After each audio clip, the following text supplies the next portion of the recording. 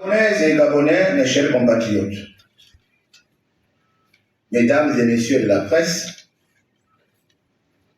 suite à l'incompréhension constatée sur le site du dialogue national inclusif, ici au stade Angondje, ce matin, et face aux informations erronées relayées par les médias traditionnels et les réseaux sociaux numériques, les informations selon lesquelles les assises du dialogue national inclusif ont été reportées au lundi 8 avril. Le bureau du dialogue national inclusif tient à rassurer la communauté nationale et internationale que les travaux du dit dialogue national inclusif, qui ont débuté hier par une cérémonie solennelle par la beauté des prestations artistiques, solennelle par la qualité des discours prononcés, solennelle par la participation massive de toutes les couches de la population gabonaise. Ces travaux continuent leur cours depuis ce matin.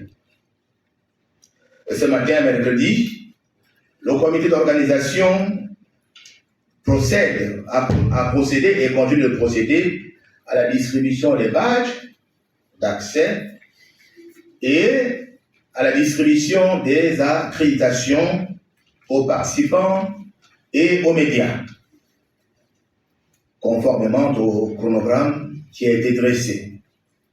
Parallèlement, le bureau du dialogue national inclusif se réunit pour valider à la fois le règlement intérieur, valider la répartition du site pour une meilleure mécanisation, mais en même temps, le bureau du dialogue national inclusif est en formation, en séminaire de formation, pour que tous aient les mêmes informations et pour que tous aient la même méthodologie de travail.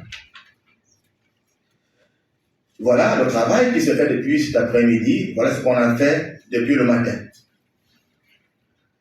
Les travaux se poursuivront demain, jeudi 4 avril et vendredi 5 avril par la formation des membres des bureaux, des commissions et sous-commissions, en prélude de la première plénière qui aura lieu ici même dans la grande salle, samedi à 9h, en conformité avec le chronogramme qui a été établi et validé.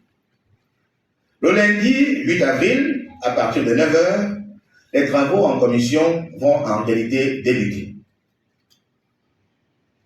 C'est malheureusement une incompréhension parce que Madame la ministre, en communiquant ce matin, c'est vrai que les nouvelles technologies de communication et d'information ne nous ont pas permis de parler de façon audible et tous se sont accrochés dessus en pensant que le début des travaux était renvoyé à lundi, alors que les travaux ont bien débuté.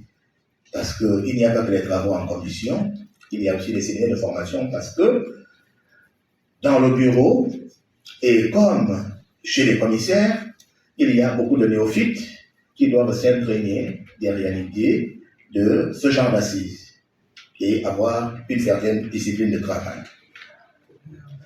Alors donc du 19 au 21 avril, les commissions vont élaborer et valider les rapports de leurs travaux. Et là, je vous donne le programme. Du 24 au 25 avril se tiendront les plénières restreintes pour adopter les rapports des sous-commissions et les rapports des commissions.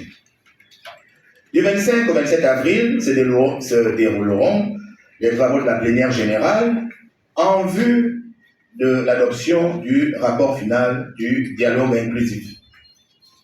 Enfin, le 30 avril 2024 est prévu la clôture des assises de ce dialogue national inclusif.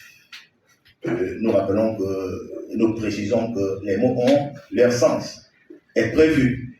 Ça signifie que, à partir de l'inclusivité du dialogue, si les Gabonais décident qu'il y a des choses à revoir, nous pourrons ne pas clore notre dialogue le 30 avril et demander à ceux qui l'ont réalisé un certain moratoire. Et alors, tout vous sera communiqué en temps opportun. Je vous remercie.